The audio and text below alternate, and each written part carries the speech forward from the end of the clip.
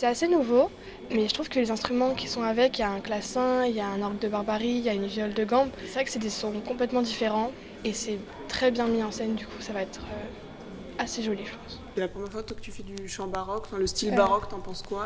Au début, comme c'était nouveau, j'ai trouvé ça un peu bizarre, on va dire. Mais en fait, quand on s'y met à fond, ça rend hyper bien. Franchement, ça me plaît beaucoup. C'est très joli et puis je découvre de nouveaux instruments comme la viole de gambe, le clavecin. J'avais déjà entendu des chants baroques, mais parce que mes parents écoutent de la musique et tout ça, mais j'en avais jamais chanté moi personnellement. Ça change de registre de ce qu'on fait d'habitude, donc c'est bien de découvrir de nouvelles choses. Est-ce qu'il y a un moment que tu préfères? Moi, je le fais, mais je chante que en coulisses. Et c'est les passacailles.